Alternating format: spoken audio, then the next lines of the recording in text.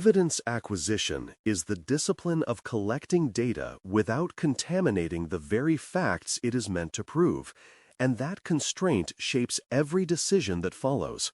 In security investigations, evidence is often fragile, distributed, and time-sensitive, which means careless collection can permanently distort what actually occurred. I approach acquisition with the assumption that every action I take could later be questioned, so methods must be deliberate and defensible from the start. The goal is not to grab everything as fast as possible, and it is to collect the right material in a way that preserves integrity, context, and trust. Before we continue, a quick note. This audio course is a companion to the CISS books. The first book is about the exam and provides detailed information on how to pass it best. The second book is a Kindle-only ebook that contains 1,000 flashcards that can be used on your mobile device or Kindle.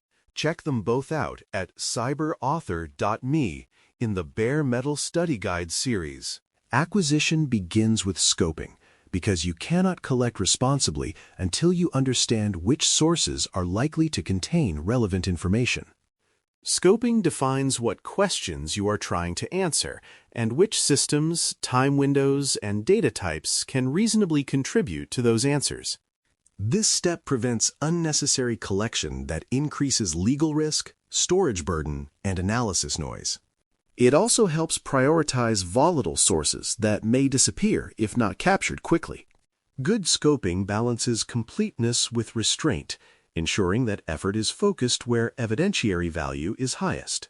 The sources that typically matter span endpoints, servers, cloud service logs, network devices, and applications, each contributing a different perspective.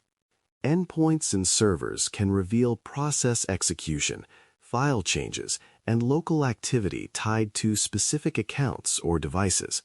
Cloud logs and control plane records often show administrative actions, configuration changes, and access to managed services that never touch traditional infrastructure. Network devices provide context about connections, data movement, and potential lateral activity that bridges systems.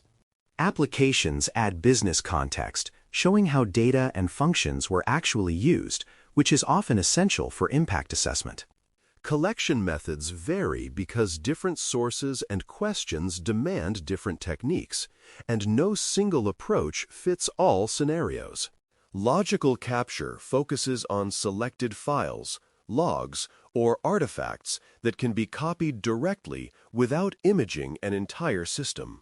Full disk imaging creates a bit-for-bit copy of storage media, preserving deleted data and unallocated space for deeper analysis when needed. Memory capture targets volatile contents like running processes, credentials, and active connections that are lost when a system shuts down. Choosing the right method requires understanding what evidence exists, how fragile it is, and how much disruption is acceptable. Volatility is a critical consideration because some evidence exists only while systems are powered on and actively running.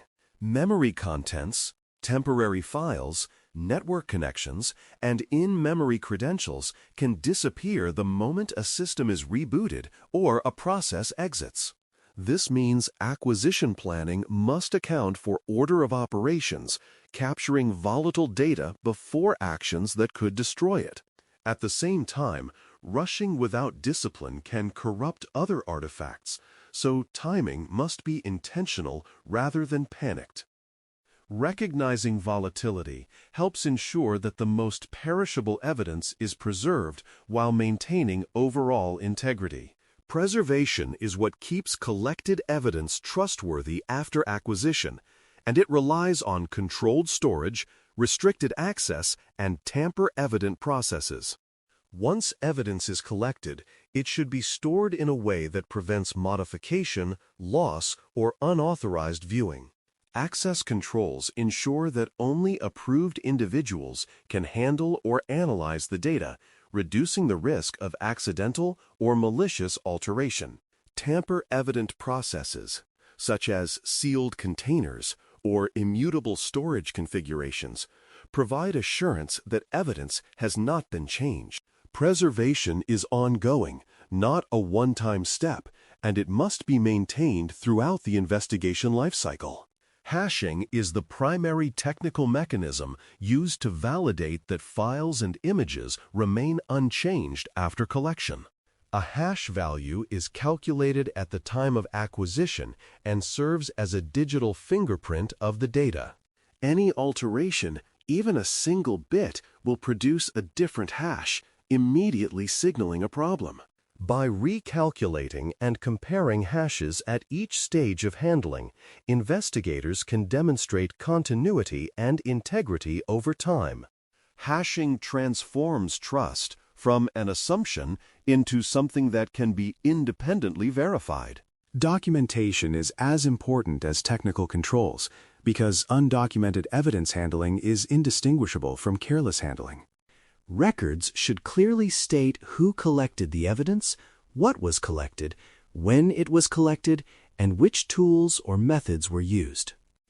Documentation should also capture where the evidence is stored and who has accessed it since acquisition. This information supports chain of custody and allows others to reconstruct the handling process if questions arise. Thorough documentation does not slow investigations, and it protects them from later challenge. Time accuracy underpins nearly every investigative conclusion because events must be ordered correctly across separate systems and logs. If timestamps are inconsistent or unreliable, sequences can appear to occur out of order, leading to incorrect narratives. During acquisition, it is important to note system time settings, time zones, and any known clock drift that could affect interpretation. Preserving original timestamps and recording collection times separately helps analysts reconcile differences later. Accurate time handling ensures that correlations and timelines remain defensible. Data minimization is a necessary discipline because evidence collection operates within legal, regulatory, and ethical boundaries. Collecting more data than necessary can expose unrelated personal information, increase compliance obligations, and complicate analysis. Minimization focuses acquisition on material that is relevant to the investigation's scope and objectives. This restraint does not weaken the investigation, and it strengthens it by reducing noise and risk. Proper minimization demonstrates respect for privacy and proportionality while still supporting effective analysis. Secure transport protects evidence while it moves between collection points and storage locations, which is often an overlooked risk. Evidence may need to be transferred across networks, between teams, or into centralized repositories, and each movement creates exposure. Encryption, secure channels, and controlled physical handling prevent interception or tampering during transit. Transfer events should be documented so movement is visible and auditable. Secure transport ensures that integrity established at acquisition is not lost before analysis even begins. Central repositories support controlled sharing by providing a single, managed location for evidence storage and access. These repositories enforce access controls, logging, and retention rules consistently rather than relying on ad hoc file sharing. They also simplify collaboration by ensuring investigators and authorized reviewers work from the same authoritative copy. Centralization reduces duplication and confusion about which version of evidence is current. When repositories are designed well, they become an extension of preservation discipline rather than a convenience shortcut. Retention planning determines how long evidence is kept and under what conditions it can be disposed of, which must align with legal holds, regulatory rules, and investigation needs.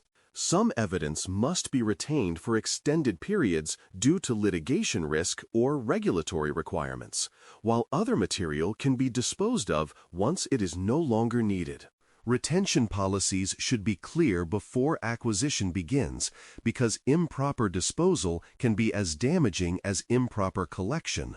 Tracking retention ensures evidence remains available when required and removed when appropriate. This balance protects both investigative integrity and organizational obligations.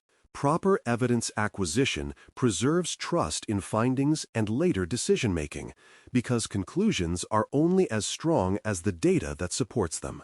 When acquisition is scoped thoughtfully, methods are chosen deliberately, and volatility is respected, investigators capture what matters without distortion. Preservation, hashing, documentation, and secure handling ensure that evidence remains intact and defensible throughout its life cycle. By integrating technical rigor with legal and operational awareness, acquisition becomes a foundation rather than a vulnerability.